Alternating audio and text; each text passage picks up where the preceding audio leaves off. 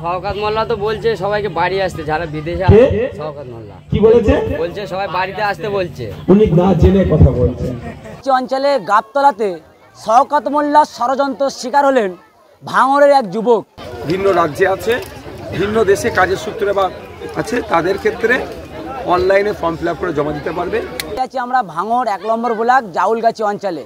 আর এই জাউলগাছি অঞ্চলে গাবতলাতে শওকত মোল্লার ষড়যন্ত্র শিকার হলেন ভাঙড়ের এক যুবক।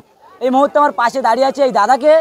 আর জানেন, উনি হয়তো সোশ্যাল মিডিয়ার মাধ্যমে বা শওকত মোল্লার ডাইরেক্ট সেই বক্তব্য শোনার পরেই ষড়যন্ত্র শিকার, আর সেই ষড়যন্ত্র শিকারের একেবারে ভুলটা ভেঙে দিলেন ভাঙড় বিধানসভার বিধায়ক পীরজাদা নওশাদ সিদ্দিকী সাহেব।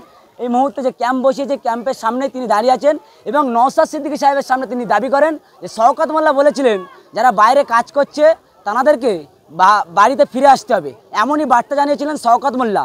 তাহলে শওকত মোল্লা কতটা মানুষকে বিভ্রান্ত ছড়িয়ে দিচ্ছেন যে ক্যানিং পূর্বের বিধায়ক, আর এই মুহূর্তে ভাঙড় বিধানসভার বিধায়কের সামনে এসে সেই খোলাসাটা একেবারে প্রকাশে আনলো।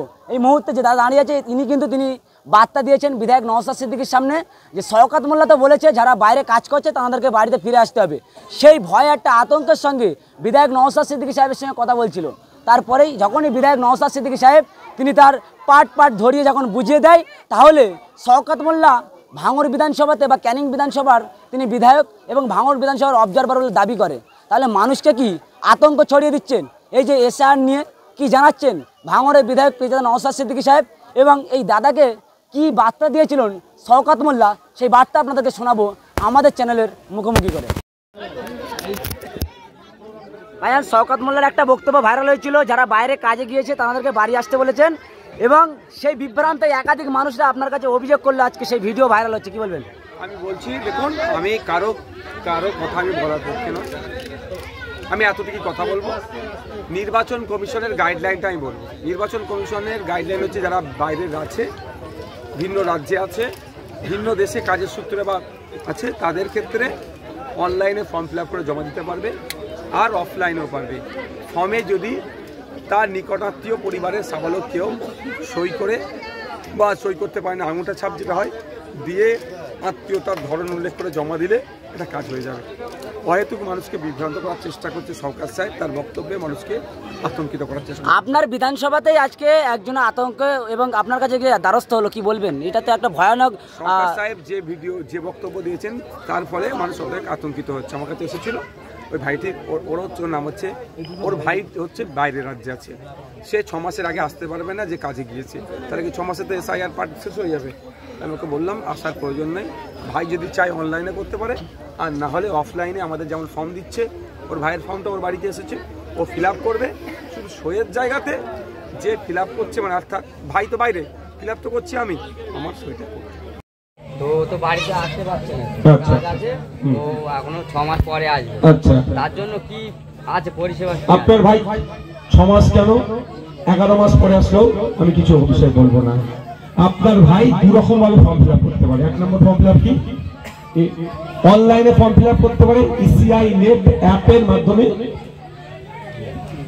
ইসিআই নেট অ্যাপের মাধ্যমে যারা ভিন্ন রাজ্যে আছে, ভিন্ন দেশে আছে, তারা ফর্ম ফিল আপ করতে পারে। আর না হলে আপনার ভাইয়ের ফর্মটা যেরকম সিস্টেমে বললাম ফিল আপ করে সইয়ের জায়গাটা, আপনার নাম কি? ফিরোজ মোল্লা। আপনার ভাইয়ের নাম? বাপ্পা মোল্লা। বাপ্পা মোল্লা। বাপ্পা মোল্লার নামে কাগজ এসেছে বাড়িতে। বাপ্পা মোল্লার যা যা চেয়েছে আপনি ফিল আপ করেন। বাপ্পা মোল্লা 2002 সালে ভোটার লিস্টে নাম নেই, বাপ মা দাদু দাদি কারো নাম এখানে দিলেন, সইটা ফিরোজ মোল্লা করবে। সইটা ফিরোজ মোল্লা করবে।